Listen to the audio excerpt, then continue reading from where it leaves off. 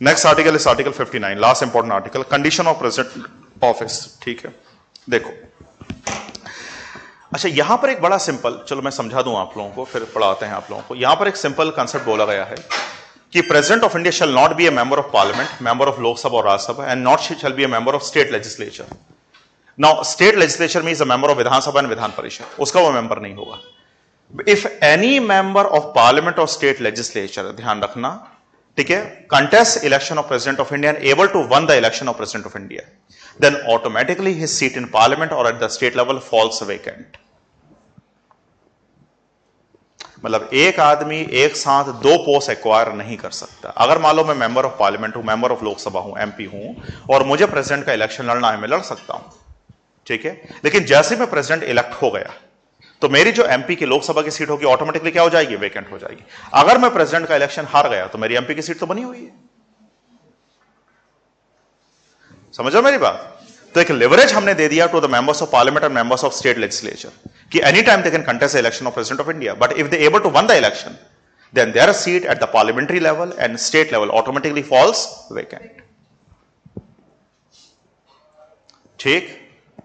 अच्छा, अब इसके लिए जरूरी नहीं है कि जो मेंबर ऑफ पार्लियामेंट हो उसे प्रेसिडेंट का इलेक्शन लड़ने के लिए पहले रेजिग्नेशन देना पड़े।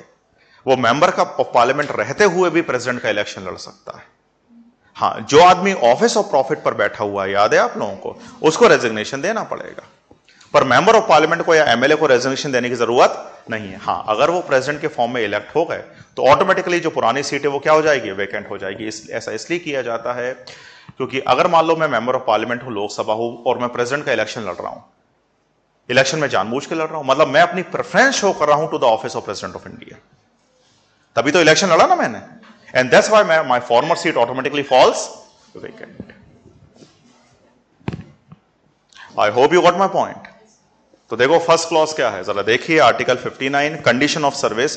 कंडीशन ऑफ सर्विस का मतलब होता है सेवा शर्तें, द पेयर एनुमरेशन एक्सेट्रा वगैरह।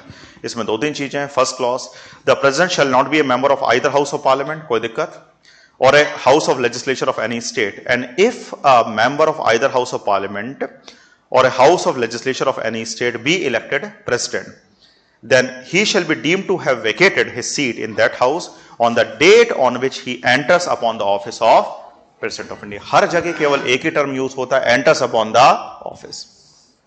मेरे ख्याल से आप लोग समझ गए, और ये हमारा फर्स्ट क्लॉज। सेकंड, वो चीज हम लोग पहले ही पढ़ चुके, the president shall not hold any office of profit। तीसरा, the president shall be entitled without payment on rent of the use of his official residence, जो घर वगैरह उसका है, and shall also be entitled of such emolument, वेतन भत्ते वगैरह, allowances, privileges.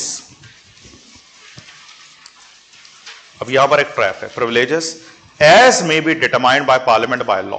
सुनो जरा, मतलब the salary, allowances, privileges, emolument, TA, DA, pension, provident fund, etcetera etcetera etcetera, all the amenities of president of India would be determined, be very sure, by a law enacted by parliament.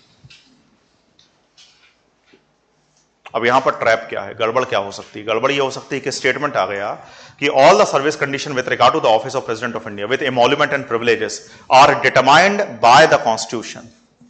ये statement क्या है, गलत है, क्योंकि constitution के article 59 ने ये power किसको दे दी, पार्लियामेंट को दे दी।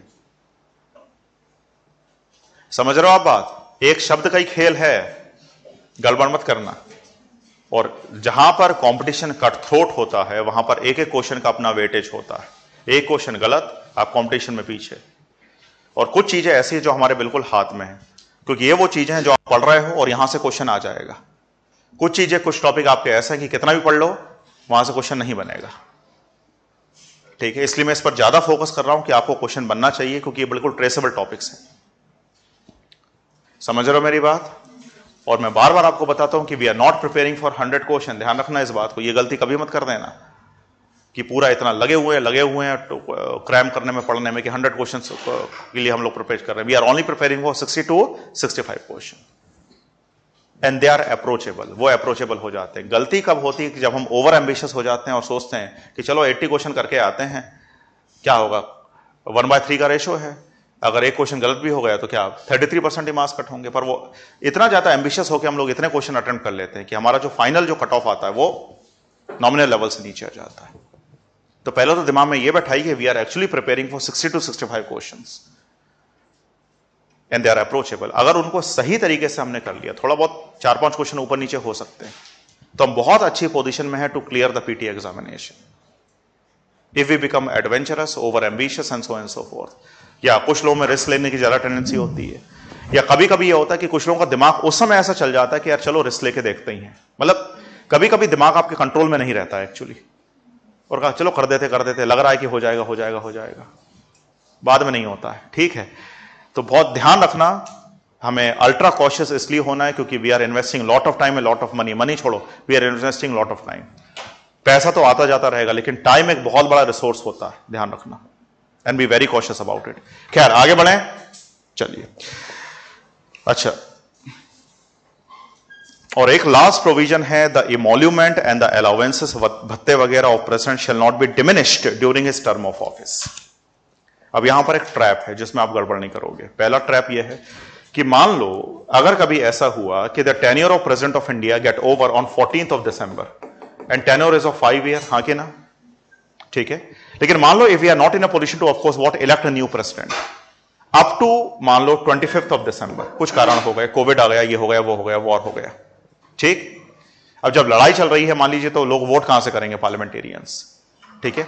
तो अब यहां पर एक पॉसिबिलिटी हो सकती है कि after the completion of the tenure of predecessor president and after the entry of the president of the office to the office of new president, ठीक है, between 14th to 25th of December the parliament has a power to diminish the allowances and the emoluments given to president of India।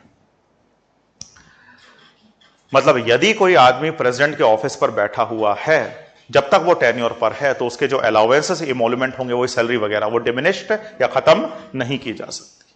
लेकिन अगर वो office पर नहीं है, in case यदा कदा सर्वदा, then parliament has a power to diminish the emolument and the salary allowances and so forth. और ये पोजीशन हमारे देश में आ सकती, क्योंकि इसको लेकर प्रोविजन हमने पहले से कर दिया है। ठीक हुआ। अब यहां पर एक ट्रैप है। ट्रैप ये भी है कि कॉन्स्टिट्यूशन में यह भी बोला गया है कि when the tenure of one president get over and the election of new president has not taken place, then the former president shall continue the office, है ना।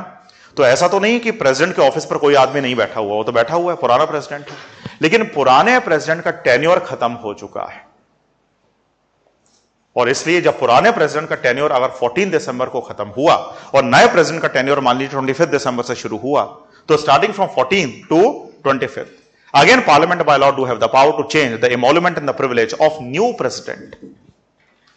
फॉर्मर का तो काम खत्म ही हो चुका है, वो तो टेम्पररी बेसिस पर पोस्ट पर बैठा हुआ है। So anytime Parliament has a power to pass a law and to change or diminish the allowances and the emolument of new president। समझ रहे हो मैं क्या बोल रहा हूं? क्लियर है ये बात? तो इसको सिंपल भाषा में अगर हम लोग समझने की कोशिश करें, अटेंटिव रहिएगा सब लोग, कि जब तक कोई आदमी प्रेसिडेंट के ऑफिस पर बैठा हुआ है, उसकी salary, allowances, emolument, so and so forth are not to be diminished, are not get diminished, etcetera etcetera etcetera. Clear हुआ? लेकिन मान लो after the completion of tenure of one president and before the acquisition of office by new president, अगर ऐसी कोई situation आती है तो parliament by law can diminish, change, alter, modify the allowances, emolument of new president. पुराना नहीं, new, क्योंकि आने वाले समय में तो नया प्रेसिडेंट ऑफिस एक्वायर करेगा। और यह है आर्टिकल 59। क्या सीखा हम लोगों ने? Condition of service. पहली बात, president of India shall not be the member of parliament and not shall be the member of which one? State legislature. अगर ऐसा कोई आदमी प्रेसिडेंट बन जाता है तो उसका ऑफिस कहां से वेकेंट हो जाएगा? पार्लियामेंट और स्टेट लेजिस्लेचर से, ठीक है। ही और she shall not hold office of profit, ये तो मैंने आपको बता दिया था। तीसरा, the salary, allowances, emolument, privileges etcetera etcetera etcetera of president of India shall be determined by parliament, by not by constitution, by मतलब कॉन्स्टिट्यूशन ने आर्टिकल 59 ने यह अथॉरिटी दे दी किसको? पार्लियामेंट को। लिखा ना इसमें, and during the term the emolument etc shall not be diminished, and that's article 59।